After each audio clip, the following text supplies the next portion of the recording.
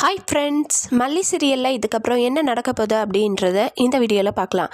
சுய புத்தி இல்லை, சொல் புத்தியை கேட்டு எப்படியாவது இந்த வெண்பாவை வீட்டுக்கு கூட்டிகிட்டு போகிற மாதிரி ஏதாவது ட்ராமா பண்ணலாம். அப்போ தான் உண்மையான ரேணுகா அப்படின்னு சொல்லி நம்புவாங்க அப்படின்னு சொல்லி தனக்கா யோசனை இல்லை. இந்த ராஜி நீ உண்மையாகவே ரேணுகா தானா? ரேணுகாவாக இருந்தால் பொண்ணை விட்டுட்டு யாரானா அப்பா வீட்டில் போய் உக்காந்துட்ருப்பாங்களா?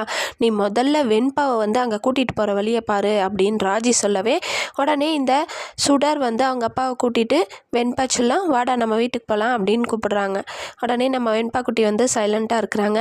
நம்ம விஜய் கேட்குறாரு, நீ ரேணுகா அம்மா கூட போறியா இல்லை மல்லியம்மா கூட இங்கேவே என் கூட இருக்கியா அப்படின்னு கேட்குறாங்க.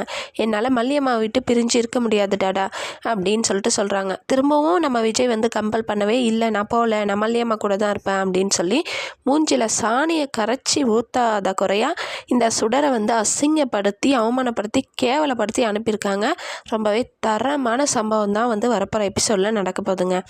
ஸோ இன்னொரு பக்கம் என்ன நடக்குதுன்னா, இந்த ராஜி இருக்கிற வரைக்கும் இந்த குடும்பம் உருப்படாதுங்க.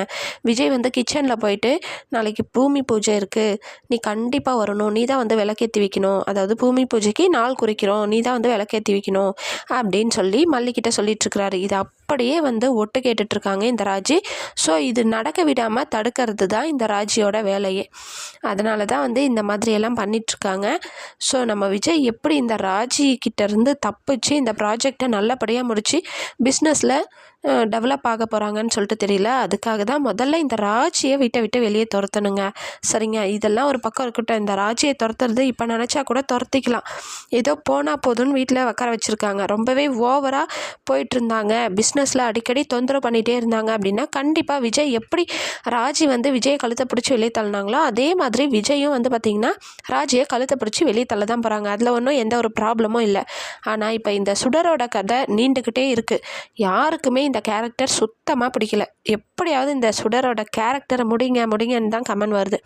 அப்படி முடியணும் அப்படின்னா இவ சுடர் தான், ரேணுகா இல்லை அப்படின்ற விஷயம் விஜய்க்கு தெரியணுங்க. முதல்ல யாராவது ஒருத்தருக்காவது சந்தேகம் அப்படின்றது ஒன்று எழணும். அப்படி அந்த சந்தேகம் அப்படின்றது ஒன்று மனசுக்குள்ளே எழுந்தால் மட்டும்தான் அந்த டவுட் இவ ரேணுகாவாக இருக்க மாட்டாளோ அப்படின்ற மாதிரி அந்த ரூட்டில் யோசிக்க தோணும். ஸோ அப்படி இருக்கும்போது ஏதாவது ஒரு சூழ்நிலை அந்த மாதிரி நடந்தால் நல்லாயிருக்கும். ஸோ பூமி பூஜை அப்படின்றதுனால அவர் விஜயோட ஃப்ரெண்டு குணாவோட சேர்ந்து தான் இந்த ப்ராஜெக்டை பண்ணிகிட்ருக்கிறாரு. அப்படி இருக்கும்போது குணா காரில் போயிட்டுருக்கும்போது இப்போது எந்த ஒரு பிரச்சனையுமே இல்லை. இப்போ அடிக்கடி ரகு கூட வெளியவும் மீட் பண்ணிகிட்ருக்காங்க இந்த சுடர். ஸோ அப்படி இருக்கும்போது சுடர் நான் வெளியே கோவிலுக்கு போயிட்டு வரேன் அப்படி இப்படின்னு சொல்லிட்டு தனியாக இந்த ரகு கூட பேசிகிட்ருக்கலாம். இந்த சுடர் ரகு கூட வெளியே பேசிகிட்ருக்கிறத நம்ம குணா காரில் போயிட்டுருக்கும்போது எதேச்சியாக பார்த்து அதை ஃபோனில் வீடியோ ரெக்கார்ட் பண்ணி இந்த ப்ராஜெக்ட் நடக்கிற ஏரியாவுக்கு வந்ததுக்கப்புறம் விஜய் இங்கே பாருடா அப்படின்னு சொல்லி காமிக்க போகிறாரு.